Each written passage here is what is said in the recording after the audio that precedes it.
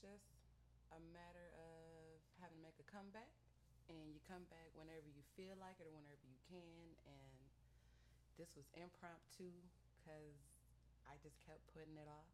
And I know people are like, well, bitch, are you making a comeback on this Flaco's View thing? Are you going to tell us what's been going on, how you feeling? You probably notice things look a lot of different. I got a lot of shine going on. That is because I am in Georgia now, and you can't block the sun in Georgia. Yes, if you must know, I woke up like this. I just said if I don't sit down and start recording, it's never gonna happen. And another year is gonna go by, and people are gonna be asking me like, "What happened?" And why did you leave us? So, this is just a check in and check up, and then I'm gonna go back ahead and start doing things on a scheduled basis for my fans. Anywho, I think something that has improved for the following season would definitely be the sound quality because I had to get a mic situation. But now that I think that that is situated, you should be able to hear what I'm saying. And that'll help people who's like, I like your videos, I like the visual, but I don't always know what you're saying because the sound quality is so shitty. So, what up, though? I think I fixed the sound quality, niggas. Real quick, me just catching up in Georgia. It's hot. I love my job. I liked what I was doing in Michigan. I like what I do here, and I just hope that I continue to do, what it is that I like to do for a living. Since you got to make one. What else? Music wise, I got tons and tons of music. Being able to record myself, I could pretty much get up at any time and drop a song. So I would have to say I have at least two albums, maybe even three, worth of recorded music that nobody's ever heard. Doesn't mean that nobody ever will. I'm always dropping little tidbits. The struggle is real. Is out right now. You can go on Reverb Nation, whatever, whatever.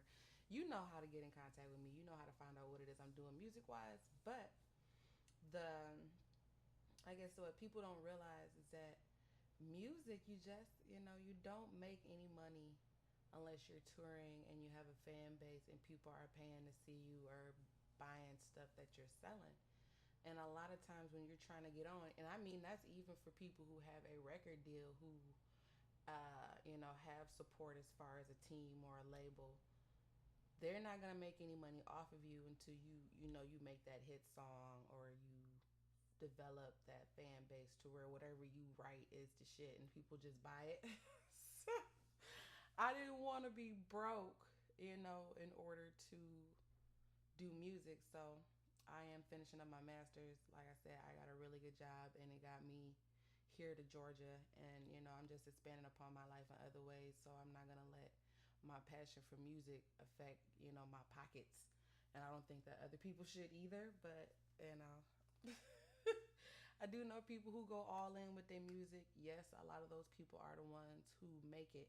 Not saying that I'm not, but I'm not about to be broke for nobody or for no reason if I can find a way to make money. And, I hope that you do too.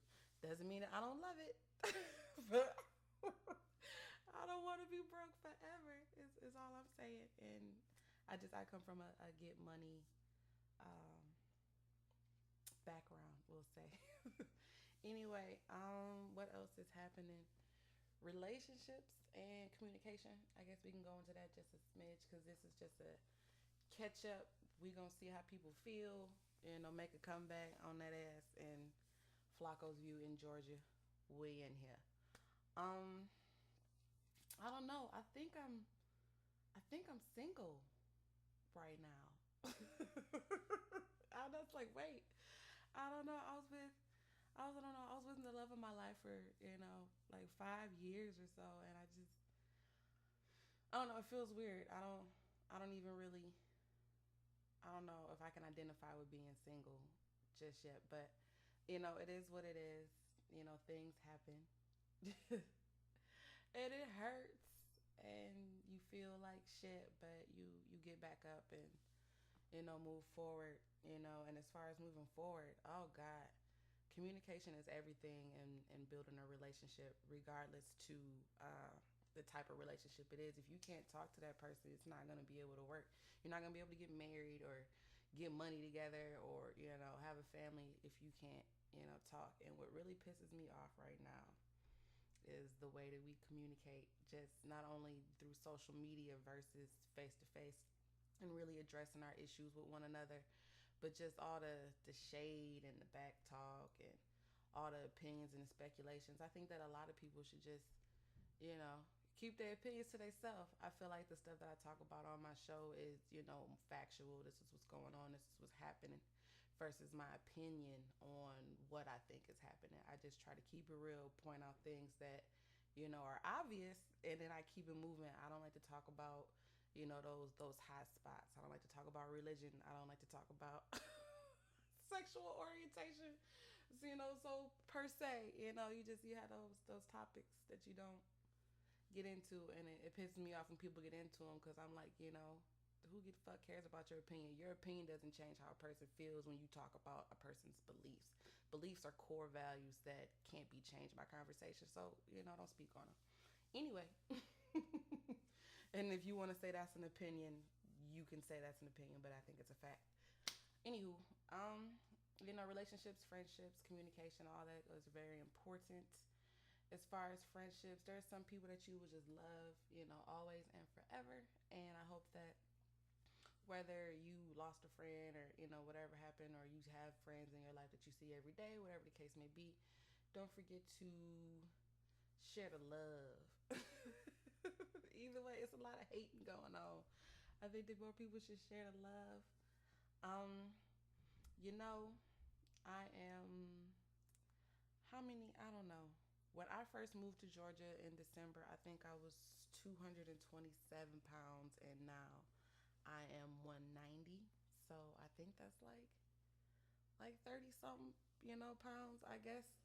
I don't know. I think I'm losing weight because of the heat. The heat, you're not really hungry. You sweating, and so that's getting all the toxins and shit out your body. And then, where I live, I got a little gym or whatever, so I be getting it in. I'm the elliptical and the treadmill nigga.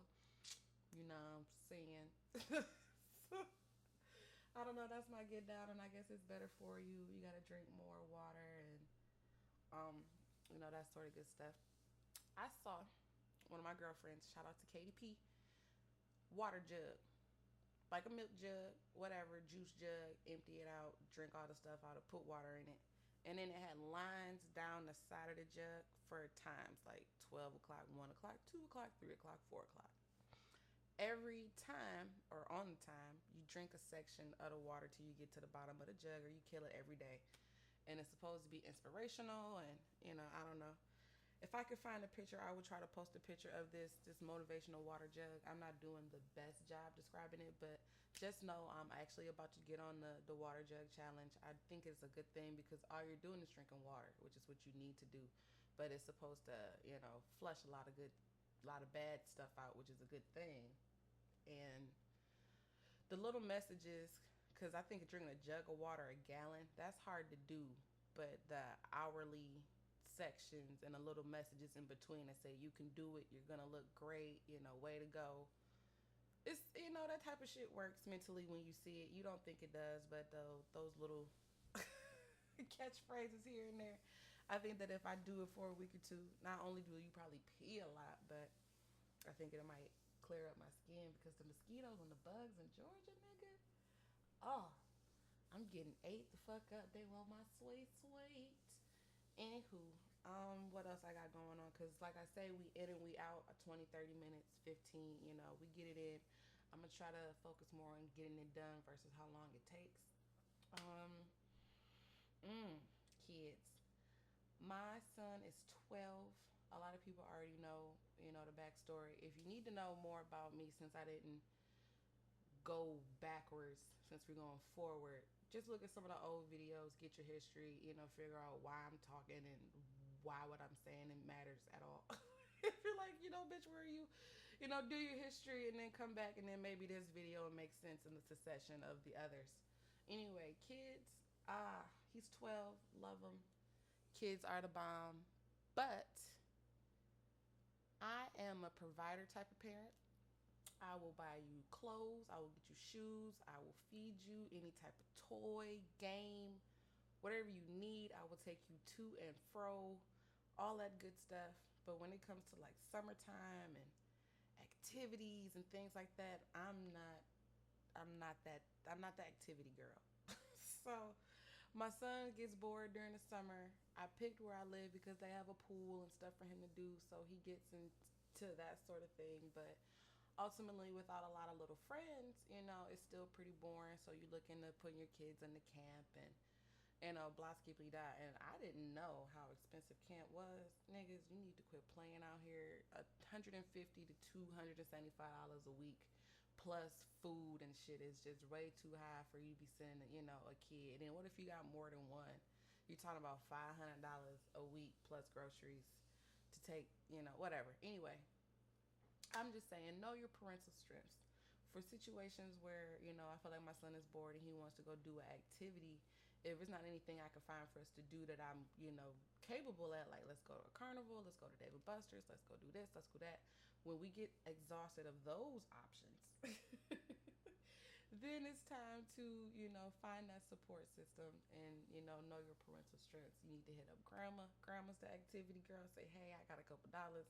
Come get him. Y'all go do whatever it is y'all do that he loves, and that sort of thing. Not only will it help keep your stress down, it'll help your child's anxiety, and that's important with a child like mine because with him having autism, him getting anxious and excited, and the way I feel can affect his vibe if it's not the right situation. Sometimes me and him have to go our separate ways. Him being a Cancer and me being a Taurus, it can be it could be a lot of conflict, but we love each other anyway. Gonna try to wrap it up really, really quick because I'm in and I'm out and I'm in and I'm out. I don't know. I am scared, y'all. Society, all the deaths, everybody killing each other, everybody saying what they want to say, and just being real loose and shit. I'm not with it. I don't really care for it. I'm serious. I don't know what else to tell you, but love your babies, protect your babies, keep an eye on your babies, and if you don't have any babies, think really, really hard before you have one and decide to bring it into this crazy world that I don't even know how long is gonna last with the way things are going. I am terrified, quite frankly. So I just try to live every day like it's my last because it really, could be. And that's all I'm gonna say on it. Cause again, like I said in the beginning, I think people talk too damn much. Basically, and it's like, well, how are you gonna say people talk too much on like a little video blog or like a talk show? And it's like, well, it's about what you say. You need to know what to say, when to say it, and sometimes you need to know when to shut the fuck up. So, in the spirit of shutting the fuck up, I am P Flaco the Gangster, also known as Pretty Flaco. Please look for the links. Follow me on Twitter at P underscore Flaco, Flaco. Follow me on Instagram at P Flaco Music. And, if you see me in the streets, holla at me. Once again, I am down in Georgia. I do make places. I do make going new places my mission. I was in New Orleans last week. Shout out to everybody down in New Orleans. I had a great time. I was pralines, crawfish, and titty bars. It was the shit. It was liquor everywhere. It wasn't even Mardi Gras, and New Orleans was the shit. I definitely think that Georgia has a certain amount of hospitality, but in New Orleans, those are just some really good people, and it's different. But anyway, we are gonna start coming back weekly. Once again, this was just an in and an out, just so we could vibe a little bit. But know that I'm coming back in a more professional manner. It is always peace and love. We are in the big red chair, you know what I mean? We out here. We not really, balling, but we getting money. We try not to let negative things hold us back and stop our flow just because we want to do music. But look for that. I do have some links coming. You guys have a good week, and we were going to come back harder than ever.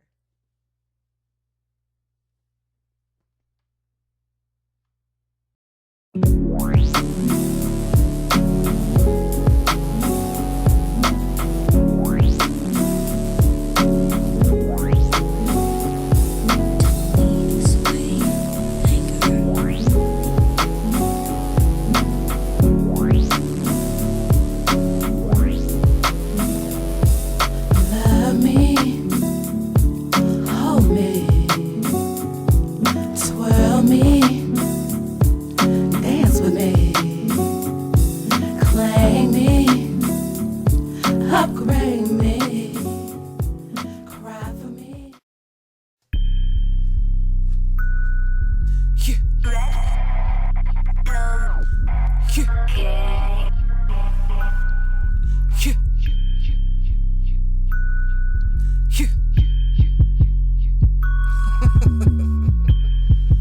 One time, this industry nigga said I was a stunner rapper. I guess it's one of the things I do. Lag out.